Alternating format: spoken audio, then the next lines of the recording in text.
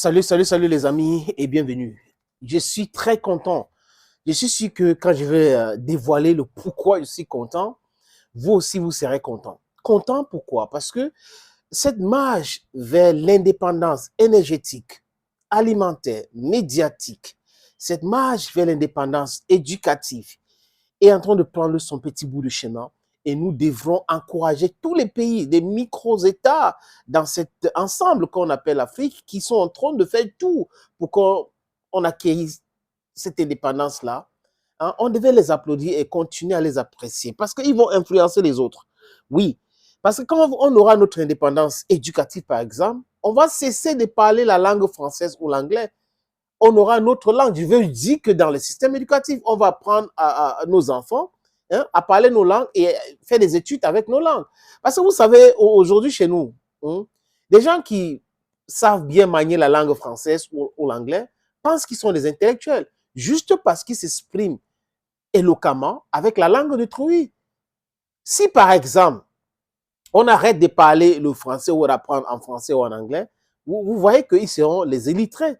Donc, en fait, c'est dans ça que nous sommes en train d'aller. Parce que si vous allez en France, le système éducatif est basé sur la langue française. En Allemagne, exactement la même chose. Au Royaume-Uni, c'est l'anglais. Aux États-Unis, c'est l'anglais. En Espagne, c'est l'espagnol. Au Portugal, c'est la même chose. En Chine, le mandarin. En Russie, le russe. Pourquoi chez nous, on devrait apprendre avec la langue d'autrui, les amis? En fait, il faut aller vers cela. Mais ce n'est pas le sujet. Le sujet, c'est l'indépendance énergétique. Rappelez-vous, les amis, comme si c'était hier. Lors du sommet Russia-Africa, il y a eu le sommet avec tous les chefs d'État et en audience, Vladimir Poutine a reçu quelques chefs d'État. Certains sont allés faire le avec, comme le président Paul Biya. Il est discuté là, aidez-nous, aidez-nous, aidez-nous. Mais Ibrahim Traoré, lors de sa première prise de parole, qui avait choqué Macky Sall, et Poutine était obligé de recadrer Macky Sall, avait parlé de l'indépendance, de l'amitié, de coopération, de gagnant-gagnant. Il était clair là-dessus. Et lors de son tête-à-tête avec Vladimir Poutine, il a dit clairement, il faut l'indépendance énergétique de son pays. Donc, il faut une centrale nucléaire civile pour donner de l'électricité dans ce pays. Et que ce n'était pas normal d'avoir des pays au Sahel qui ont du uranium et tout. Des années après les indépendances, il n'y a rien. Orano, ex-Areva, qui est en train de signer les contrats à Mongolie, ils vont certainement signer les bons contrats avec les Mongoliens. Mais Areva a été vraiment, je ne sais pas comment je vais dire ça, mais ils ont été très méchants avec l'Afrique. Parce que c'est la politique française qui veut que, ou des Occidentaux, qui veulent que nous restons toujours des éternels commandeurs. Et là, ils vont se voir très importants à nos yeux. Oh, aide au développement, aide américaine ici, aide au cela. Alors qu'ils savent au plus profond d'eux que ça ne peut pas développer un pays. Prenons l'exemple. Le plan Marshall après la Seconde Guerre mondiale. Les Américains ont donné de l'argent pour la reconstruction de l'Europe. Mais est-ce que les Européens sont encore endettés? Je veux dire en termes de finances. Vous avez des États-Unis? Non. Mais ils viennent chez nous, ils font le contraire. Les gens sont venus nous coloniser, ils ont managé nos pays, ils ont endetté nos pays, ils partent, ils nous demandent de payer.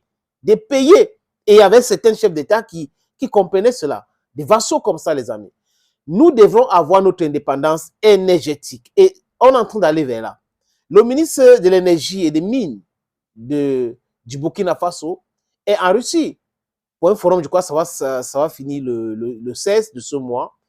Si je m'abuse, ça sera lundi. Il a rencontré le ministre russe de l'énergie aussi. Et ils sont en train de signer un contrat avec Rosatom. Rosatom, c'est cette mastodonte russe qui construit des centrales nucléaires partout dans le monde. Aux États-Unis, même en Europe. Présentement, ils sont en train de construire une centrale nucléaire à Budapest. C'est en plein Union européenne. Donc, cette entreprise qui est le meilleur dans le monde en ce qui concerne la construction des centrales nucléaires, militaires ou civiles, est en train de signer le contrat. Et les amis, l'information que j'ai glanée ça et là, disent quoi? Disent qu'ici, 2030, il y aura le commencement de quelque chose de formidable au Burkina Faso. Et là, il y aura l'électricité, il y aura le développement. On ne peut pas prétendre faire émerger un pays sans toutefois avoir de l'énergie électrique. On ne peut pas faire émerger un pays sans toutefois avoir les industries. Si vous avez les industries qui ne tournent pas à cause du fait qu'il n'y a pas l'énergie électrique, ça se passe comment? Ça ne peut pas progresser, non, les amis. Donc, il y a tous ces éléments-là que Ibrahim Traoré a compris. Il cherche l'indépendance énergétique de son pays, dont les centrales nucléaires. Et Rosatom va construire et vendre la lumière dans le Sahel. Dans le Sahel. Rosatom peut décider de construire un au Niger parce qu'il y a du uranium là-bas, la matière première. Donc, nearness to raw materials unites any person to invest.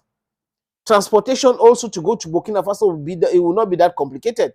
Donc, il y a cette centrale nucléaire qui risque de commencer ou arriver même au Burkina Faso d'ici 2030. Donc, on est en train de parler d'un projet d'ici 7 ans. D'ici 7 ans, il y aura le commencement ou peut-être la finition parce qu'ils sont en train d'accélérer cette deal-là. Et les amis, il faut encourager Ibrahim Traoré. Il sait où il est en train d'aller et il sait d'où il vient. C'est le plus important. Koudos au peuple burkinabé. Et merci encore.